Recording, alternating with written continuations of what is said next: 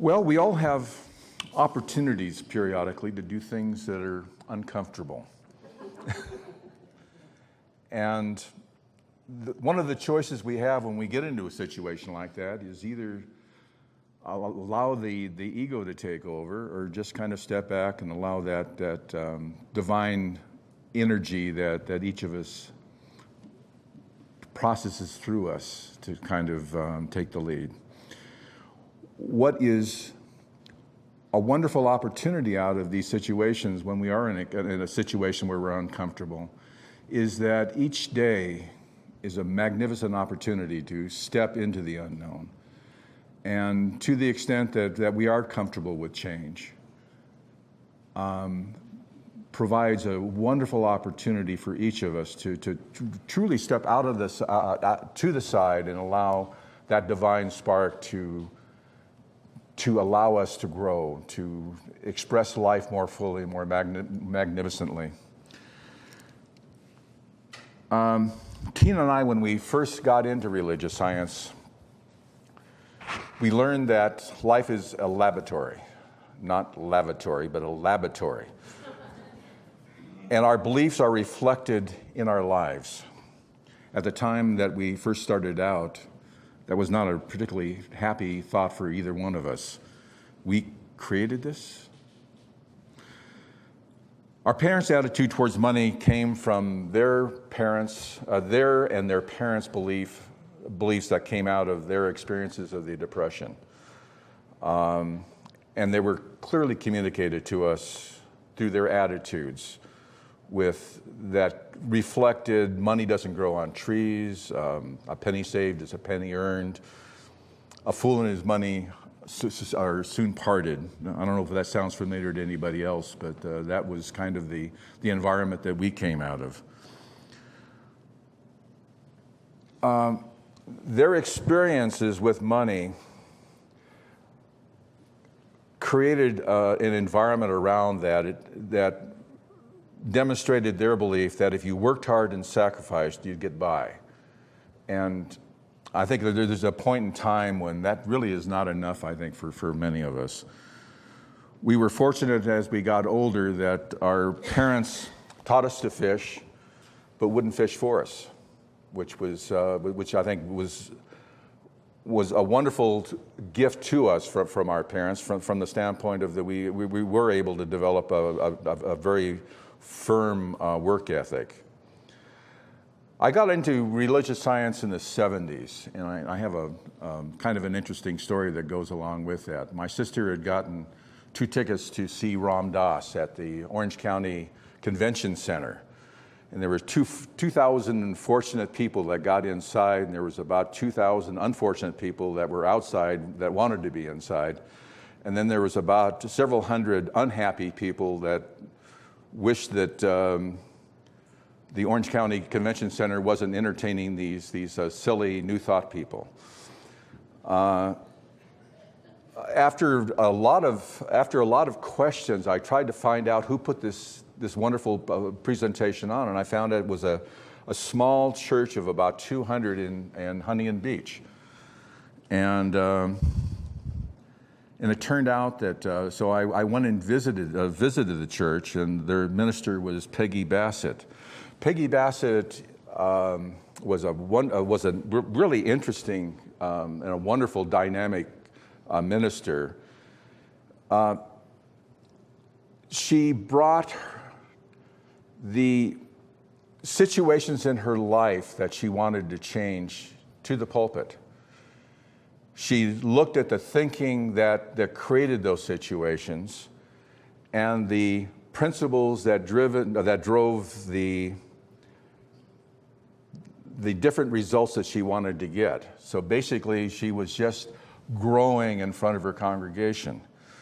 From the time that I started going to religion, her church in Huntington Beach, it's a little over 200 people. When Tina and I finally, visited them in like 1985, just 5 or 6 years later, the church had grown to around 2,000. So that just shows the the dynamics of being around dynamic people like that. What's interesting about Peggy Bassett was that Reverend Patrick out of Albuquerque and Reverend Roger Teal out of the Mile High Church in Denver were both assistant ministers with her. So that's where they got their initial learning. When we first started religious science, it was said that that religious science was about princes, palaces, and parking places.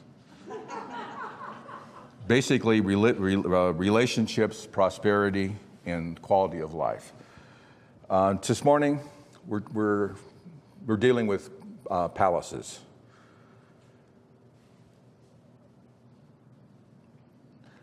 Starting, I think one good place to start is when I first got into religious science. I mean, what were my frames of reference? What did I think? My experience was that life could be tough, that I needed to struggle with my finances to make ends meet. My financial well-being was more often than not in the hands of others. And one of the initial objectives I had after being exposed to the religious science philosophy was I felt a more satisfying quality of life was possible, and I decided to start by taking control of my financial reality. And because they convinced me that if you take a look, that finance is nothing but an energy, and it's a very easy thing to deal with. So I believed them.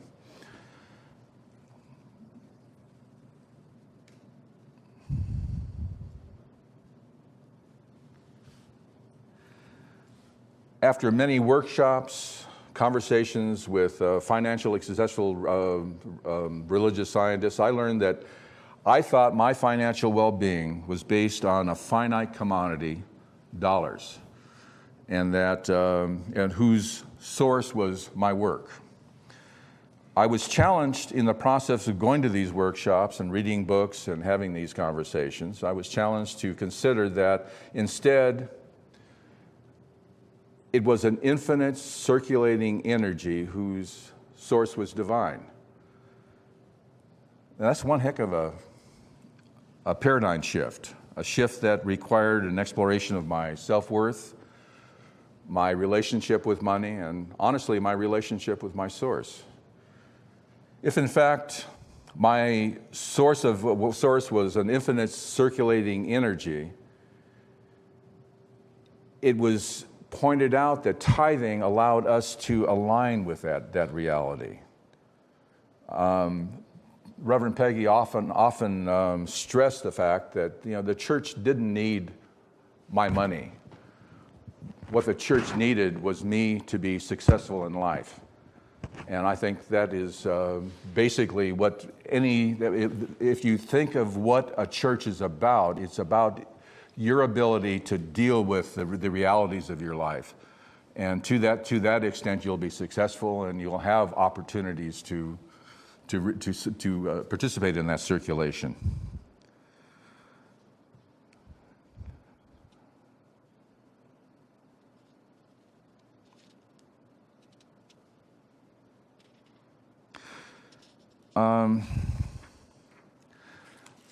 I can testify that tithing, to begin with, was a difficult thing.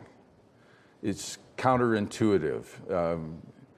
Giving away what you need to pay your bills to make it easier to be financially responsible, that didn't sound like that made a lot of sense. But it is not about dollars, it's about divine flow. An affirmation that Tina and I have used for years is, I am absolutely supported in life. Join with me in just saying this affirmation. I am absolutely supported in my life. I am absolutely supported in my life. Think if you can integrate that into a part of who you are, how much easier the task before you are, the relationships around you are. if you just operate from that perspective that you are absolutely supported. As an acknowledgement of the divine flow that supports us in our work, Tina and I have tithed for over 30 years. We have grown to recognize that you can't outgive God. For tithing to work in my life, I needed to make some changes in my attitudes. One thing that was suggested in one of the workshops I went to a number of years ago was I started to carry, if I can get my wallet out, a $100 bill. Actually, today I have several, but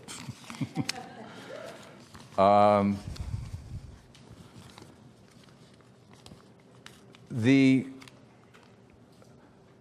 part of what creates self-esteem is you're thinking of what it is you're able to do. When we walk into a store and take a look at something that we would really like to have and say, geez, I can't afford that. That is creating a statement about who we are.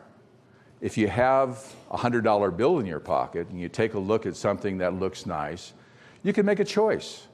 I can either not buy it, or I can. But you always have that choice. It's a source of empowerment. You're not going to be making subconscious judgments about your ability to do something financial. And this has really served me well for years. Of just having it, the reaction that people have when you cash it. It's just kind of it's been a very powerful tool for me in my life. Tithing has been, starting out was difficult. One of the things I noticed when I first started out, that paying my tithe with a check in the beginning felt like a bill. It was impersonal, and I almost felt like I resented it. If you guys can relate to that. When I recognized that, I chose to take the $100 bill that I was carrying around and put it in the plate, and that I got very resentful about, giving it away. But I did it for a number of weeks, and after at a point in time, I began visualizing the reaction. Her church was fairly large, and recognizing that $100 bill going in the plate down the chore and down the aisles, and the reaction that people would have to a $100 bill floating by them. And the other thing that occurred to me at the time was, and the reaction of the people that were counting. And I kind of got a kick out of it. And after 5 weeks, basically, I was able to go back to writing checks because, basically it was the attachment to money and the recognition that this is about divine flow. It's not about my ego or anything else. The fun thing about this was I always thought about this at the end as God's $100 bill that was being put into the plate, and that truly made things a lot easier. I think it's your turn.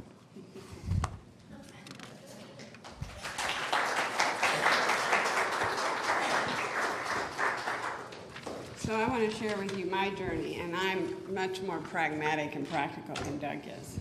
He comes from the heart a lot.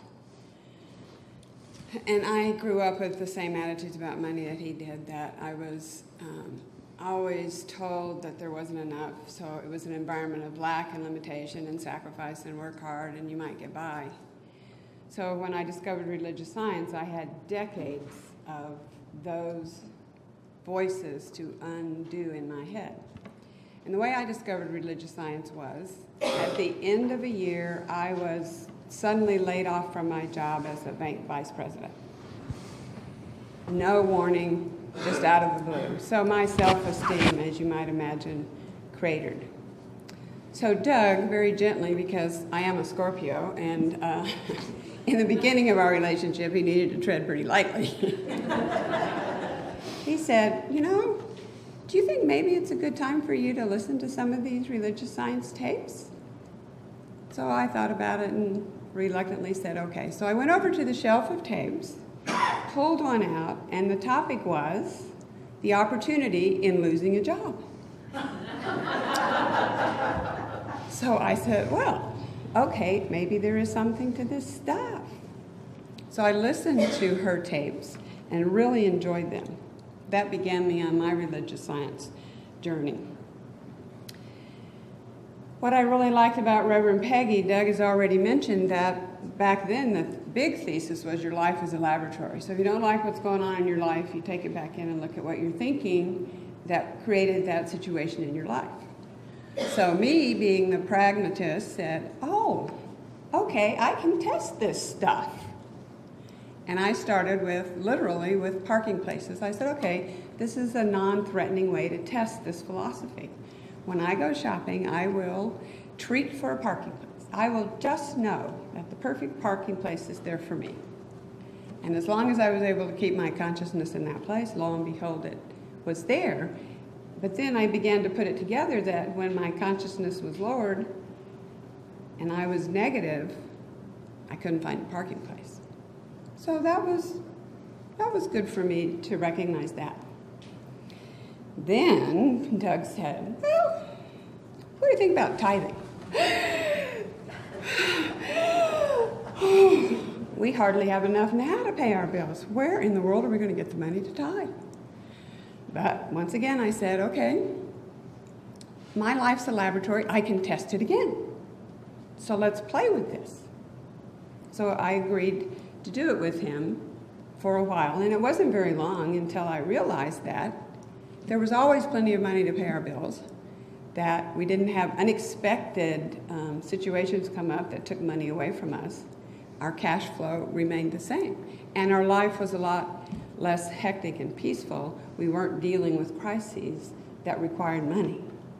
So I was pretty much hooked on it too.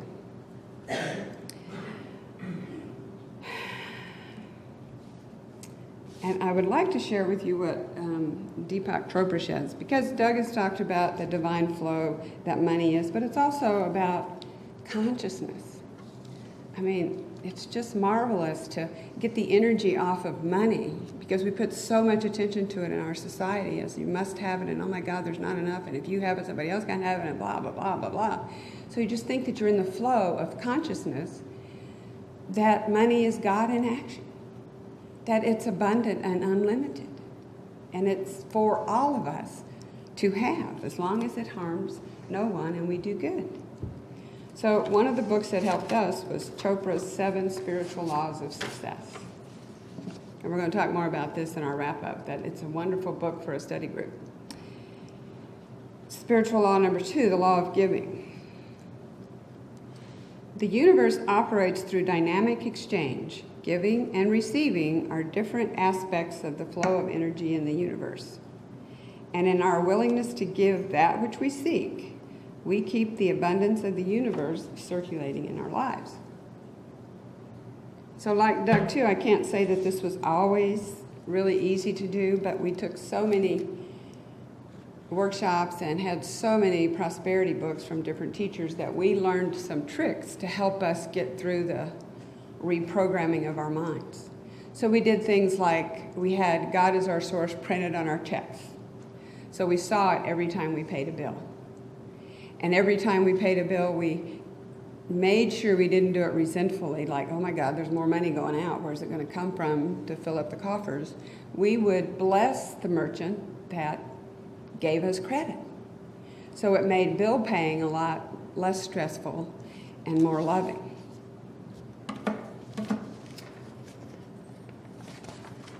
And we opened a savings account. I mean, this is how I needed visual cues. So we opened a savings account, after a workshop with Edwin Gaines, and we put the name on the account as Remind Bud, R period, E period, M period, I period, N period, D period, B period, U period, D period, and it stood for realizing enthusiastically that money is manifested daily by us. Through us daily, manifested through us daily. So every time we needed to do something in that account, there we had that visual cue again. I also learned that I had a habit of, if I was walking along and I saw money on the ground, I would kind of go, oh, it's just a penny. That's not worth anything. Once again, that's something in my consciousness dealing with money. So I changed that and make sure that I always pick up coins that I find on the street. Not because I need them, but it keeps me in the flow and I remember that. So now I don't believe that my job is my source or that our company is our source. I know that God is our source. When times have gotten tough, I have to admit that it would have been easy to quit tithing. But we just did not do that. We continued tithing. We continued trusting Source and knew that we were absolutely supported by life. So I changed my thinking about money and reprogrammed myself by stepping out in faith and tithing, being in the flow, accepting my good when it was offered to me, because that's part of it. You want to be in the flow of giving and receiving, like Chopra says. Someone wants to buy you lunch? Let them. That's a part of their giving and your receiving. So it's a wonderful thing to be conscious of not blocking the flow of your good. And I loved this. I'll wrap up with this before we talk about some other tools we have. Doug told me that one of his teachers challenged their group to one day tithe as much as their income was on that day. So I offer you that challenge. Take a deep breath. Yeah, to be able to tithe as much as your income is today. All right, now we're going to go into some of the tools that the center makes available to us.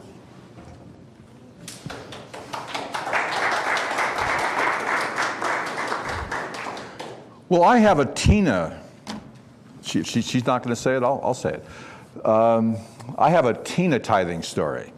We went through a period, when you have a business, you're going to go through tough periods once in a while, just because that's where your mind was, and that's what you thought, what you were thinking at the time, and our cash flow was difficult, and we were not taking as much money out of the company as we used to, and Tina's reaction to that was, rather than tithing at 10% like we had for years, she took it up to 12 for about 4 or 5 months until the situation created itself. Now, so that's consciousness. That's good, positive consciousness. What do you think? Is your financial flow able to support or supporting your personal mission in life, allowing you to grow the way you would like to, or is there room for more abundance in your life? And if that is the situation, I think the center here offers a lot of opportunity for you guys to do a number of things. Number one, be in a support group of people that see you as abundant, the abundant expression of God that you are, and also gives you the opportunity to experiment. Now I'm going to go through just some of the stuff that we got exposed to here, and the nice thing about the center here is if you have good ideas about how to create abundance, you got a magnificent minister here that's going to be there to support you and putting together programs that will do that. So we went to a Silomar a number of years ago and heard a woman named Ann Kuna, who was a divine science minister in San Antonio. And she had a prosperity club, or an unexpected income club there, that created over $2.5 million worth of unexpected tithes over a 3 or 4 year period. Now that, when you think that they're tithing 10%, that's a lot of money. And that was real impressive to us at the time. So we came back and we said, geez, that would be a neat thing for us to do here. That I guess I don't think that people really take, I think that people are hooked into their source is whatever their paycheck is, or whatever the monthly cash receipts that they get, and they don't think of the unexpected things that happen. So what we did was we formed a club here, and God, we had up to 10, 15 people that were participating in it for, a number of years. And over that period of time, this group created about $500,000 in unexpected income, which is kind of amazing. You would think, how could we do that? But I mean, that was basically what we ended up doing. We ended up tithing on it, and then out of that tithe, based upon a magnificent minister that had ideas of how we could. It was money that we were creating, so we were able to channel it where we thought it would be interesting. We brought Mark Victor Hansen to town twice, and donated it to the community. And we actually filled one time the Hilton and had about 500 people there. We brought Terry Cole Whitaker here once, and she spoke actually in this room. We brought Edwin Gaines several times. We brought Terry McBride several times, and actually donated this to the community, and had many people beyond the congregation come to these. It was an opportunity, one, to be in the flow. It was an opportunity to really channel people's interest, and all four of the people, basically, they were speaking about abundance and how important that was. I would just like to add something about the unexpected income. You might think, well, I'm on a fixed income. How can I ever get any more money? I'm never going to get any more money. I just get the same amount every month. Well, we were in a mastermind group with a retired Quaker and Donald Graves, and Donald and us wanted to focus on unexpected income, and so the Quaker said, well, yeah, go ahead, that's good. It's not going to help me because, I'm on a fixed income, but I'll support you too. So we did that for about a month, and 3 weeks or so into it, at one of our meetings, the Quaker said, I received $25 from an electric company deposit I put down 20 years ago. So you never know, when you open your mind to receive and you expect the unexpected, it's wonderful. We did this in a class once too, and one of the participants left class and she was walking her dog and she found a $20 bill under a bush as she was walking her dog, because she was open to look around and see the good that was available to her. So it's just a fun group to belong to. We'll go ahead with the support groups. We've also had support groups in the past. We've had groups in people's homes in different parts of the community with whatever issue people were working on. We found that the 7 spiritual laws of success was a good one. John Randolph Price, the 40-day prosperity plan, is really powerful too. And Diane Harmony's 5 gifts for an abundant life. And then Teresa's doing the Prosperity Plus. So I just encourage you guys to raise your hand, tell Reverend Bonnie you want to do some of this stuff, you want to start it, you want to get going, and you want to step into the divine flow. The religious science classes too. When we started, we couldn't get enough of them. And I have to tell you, when we started the classes, it was tough for us to afford them, for both of us to take these classes, but we did it. And it changed our lives. So sign up for classes too. Use affirmations. Use the prayer request cards. Do spiritual mind treatments. Talk to Reverend Bonnie. She's a dynamo. She's ready. She's ready to get going with you.